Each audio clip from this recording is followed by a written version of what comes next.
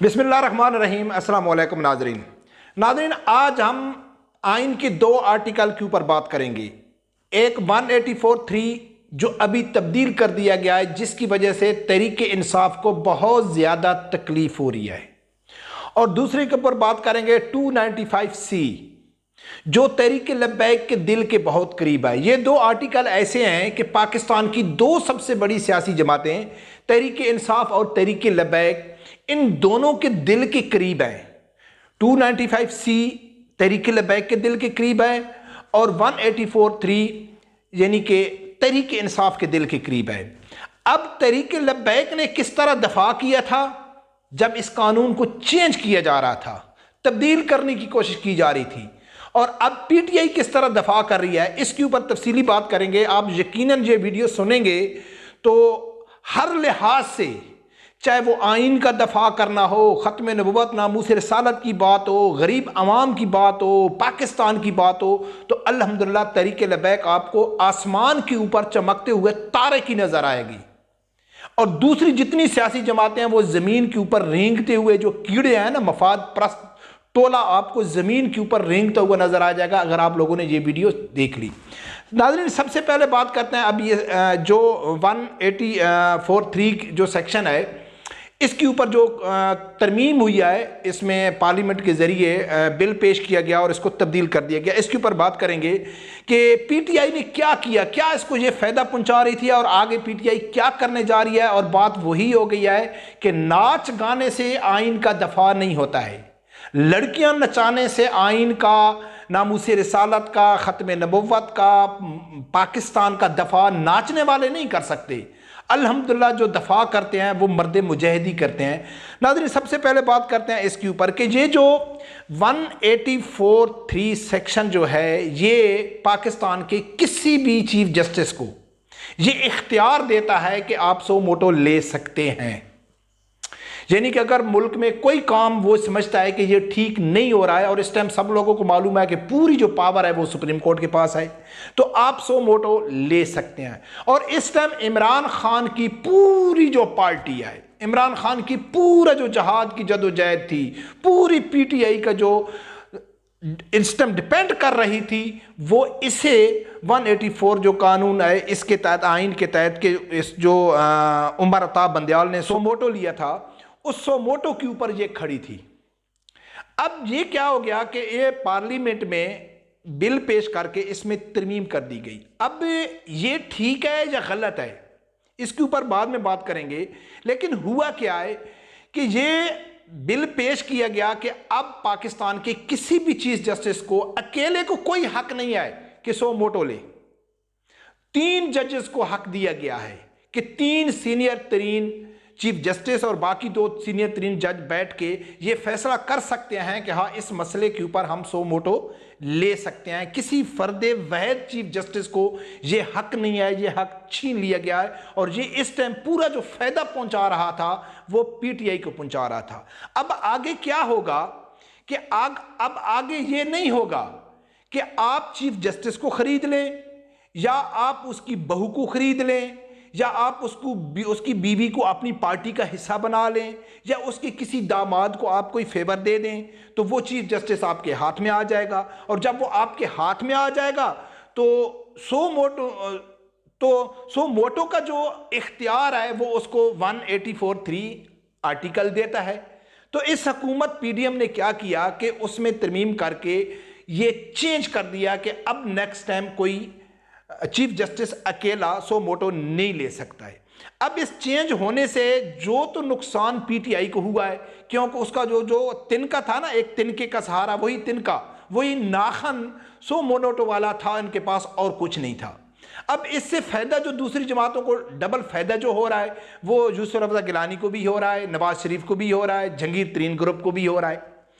अब इस time PTI के पास कोई ऑप्शन नहीं है, वो सिर्फ ड्रामा देख रही है, अपनी बर्बादी का ड्रामा देख रही है। اگر وہ چاہتے ہیں یا وہ یہ سمجھتے ہیں کہ بھئی ہم جہاد کر رہے ہیں، وہ سمجھتے ہیں کہ پاکستان کی جو بھلائی چاہتی ہے وہ صرف تحریک انصاف چاہتی ہے، وہ سمجھتے ہیں جوتیے کہ پاکستان کا جو حقیقی معنوں میں جو سیاسی جماعت ہے، جو ناموس رسالت کی بھی بات کرتی ہے، جو امت مسلمہ کا لیڈر ہے عمران خان، جو غریب عوام کی فکر کرتا ہے، جس کو اللہ نے سب کچھ دیا ہوا ہے، وہ تو غریب عوام کے لیے کر رہا ہے، تو اب ان کے آنکھوں کے سامنے ان کی طاقت ان سے چھین لی گئی، لیکن وہ آنکھیں تکتے رہ گئے، کچھ بھی نہیں کر سکے۔ تو بات کیا ہو گئی کہ ناچنے والے حقیقی آزادی نہیں لا سکتے۔ یہ اصل مقصد تھا حافظ سعد رضوی صاحب کا۔ اب بات کرتے ہیں 295C کی۔ پاکستان کی ہر سیاسی جماعت اس ٹائم 184(3) کا جو ہے اس ٹائم صرف تحریک انصاف الگ کھڑی ہے، ٹھیک ہے، باقی جو پی ٹی ایم کی جماعتیں ہیں وہ اکٹھیاں ہیں، تحریک لبیک نیوٹرل ہے، وہ اس معاملے میں نہیں پڑھنا چاہتی۔ تو دیکھا جائے تو تحریک لبیک کو اگر آپ نکال لیں، اس کا ووٹ بینک جو اس کی جو فالوئنگ ہے وہ نکال لیں، باقی تحریک انصاف کر لیں، تو یعنی کہ 80% پاکستان کی جو عوام ہے وہ تحریک انصاف کے ساتھ کھڑی ہے، اس کا قانون چینج ہو رہا ہے، اور 20% والے چینج کر رہے ہیں، اور ڈانسر تماشا دیکھ رہے ہیں جن کے پاس 80% ووٹ ہے، 80% ان کے پاس پاور ہے، وہ تماشا دیکھ رہے ہیں۔ اور آپ 295C کی بات کریں، جو وہ قانون ہے 295A ہو گیا، 295B ہو گیا اور 295C ہو گیا، سب سے زیادہ لبرل کو پاکستان کے سیاستدانوں کو جو تکلیف تھی وہ 295C سے تھی۔ وہ کیا کہتے تھے کہ یہ مس یوز ہوتا ہے، بہانہ بناتے تھے۔ سلمان تاثیر مرتد اسی قانون کو چینج کرنے کی کوشش کر رہا تھا کہ وہ جہنم الوصل ہو گیا۔ اس کے بعد ایک اور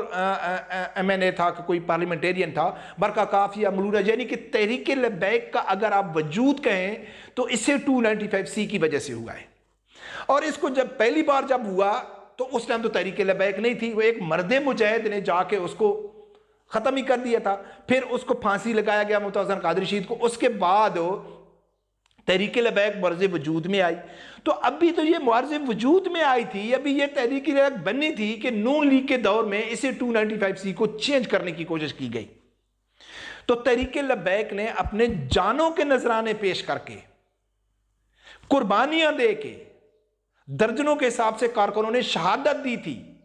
اور ایک مرد مجاہد جا کے اپنی ویل چیئر ڈال کے فیض آباد میں بیٹھ گیا تھا کہ خبردار کسی کی جرت نہیں ہے، ہم اپنے جان کا نذرانہ دیں گے لیکن یہ قانون ہم چینج کرنے نہیں دیں گے، کیونکہ یہ ہمارے نبی اکرم صلی اللہ علیہ وآلہ وسلم کو عزت اور ناموس کو یہ پہرا دیتا ہے۔ اور انہوں نے کر کے دکھایا۔ اب عمران خان کیا کر رہا ہے، قومی یوتھ کیا کر رہے ہیں؟ یا تو یہ جھوٹ ہے جو ہم کہتے ہیں کہ یہ جھوٹے ہیں، نہ ان کا جو ہم کہتے ہیں نا کہ نہ ان کا ملک سے تعلق ہے، نہ اسلام سے تعلق ہے، نہ غریب عوام سے تعلق ہے، ان کا جو تعلق ہے وہ صرف اقتدار ہے۔ تو یہ بات سچ ثابت ہو گئی۔ کیوں کہ اگر ان کا تعلق اسلام سے ہوتا، یہ سمجھتے ہیں کہ ہم ناموس رسالت کے لیے یا عمران خان نے آواز اٹھائی ہے، یا ہم ریاست مدینہ کے اصولوں پہ پاکستان کو بنائیں گے، یا ہم غریب عوام کی مدد کریں گے، تو اب ان کے تو ہاتھ کاٹے جا رہے ہیں، ان کی جو پاور ہے وہ کاٹی جا رہی ہے۔ کیوں؟ آگے یہ جو 184(3) ہے جو سنگل چیف جسٹس کو اختیار دیتا ہے کہ آپ سو موٹو لے سکتے ہیں، یہ اس ٹائم تو جو ایک طوطی کی جند ہوتی ہے نا، یہ اس ٹائم تو پی ٹی آئی کی جند اس کے اندر پھنسی ہوئی ہے۔ ہو سکتا ہے کل چیف جسٹس چینج ہو جاتا ہے، وہ کسی نون لیگ کا آ جاتا ہے یا پی ٹی ایم کی کسی جماعت کا آ جاتا ہے، اگر اس کو جینین طریقے سے دیکھا جائے، ایمانداری سے دیکھا جائے، تو اس ٹائم تو تحریک انصاف کو نقصان ہو رہا ہے، اس میں کوئی شک نہیں ہے، لیکن یہ ملک کا فائدہ ہو رہا ہے، یہ ملک کا فائدہ ہو رہا ہے، کیونکہ کوئی بھی چیف جسٹس اگر کوئی اس کو نہیں خرید سکتا ہے تو اس کی بہو کو خرید لے گا، اس کی بیٹی کو خرید لے گا، اس کے داماد کو خرید لے گا، اس کی بیوی کو خرید کے اپنی مرضی سے فیصلے کرے گا۔ اور اس سو مو نوٹس سے سب سے زیادہ جو فائدہ پہنچا ہے وہ عمران خان کو پہنچا ہے۔ نواز شریف نااہل ہوئے، عمران خان کو فائدہ پہنچا۔ یوسف رضا گیلانی ہوا، عمران خان کو فائدہ پہنچا۔ جہانگیر ترنج ہوا، عمران خان کو فائدہ پہنچا، اور سب سے زیادہ ثاقب نثار نے لیے تھے۔ تو اب پی ٹی آئی والے دیکھتے رہ گئے ہیں، اور بات وہی علامہ سعد حسین رضوی صاحب کی ساتھ ثابت ہو گئی کہ جو ناچنے والیاں ہوتی ہیں نا، ناچنے والیوں کو جو بچے ہوتے ہیں نا، وہ حقیقی آزادی کی جنگیں نہیں لڑتے۔ حقیقی آزادی کی جنگیں لڑنے کے لیے ایماندار لیڈر کا ہونا، غیرت مند لیڈر کا ہونا، सच्चे लीडर का होना ज़रूरी है, और उसके साथ जो कारकुन है वो भी सच्चे ईमानदार और मुहब्बे वतन होना, सच्चे आशिक रसूल होना, ये शर्त है हकीकी आज़ादी जंग लड़ने के लिए जिन मुजाहिदों की। और जो सारा दिन ज़मान पार्क में लड़कियां नचाते हैं, डांस कराते हैं, वो हकीकी आज़ादी की जंगें नहीं लड़ते। अब उनके सामने उनका कानून चेंज हो रहा है और वो कुछ भी नहीं कर सकते, सिर्फ तमाशा ही देख रहे हैं। आगे नाज़रीन क्या होता है, रब परवरदिगार से यही दुआ है कि अल्लाह ताला हर आदमी को हक सच सुनने की और उसके साथ खड़े होने की तौफीक अता फरमाए। अल्लाह हाफ़िज़।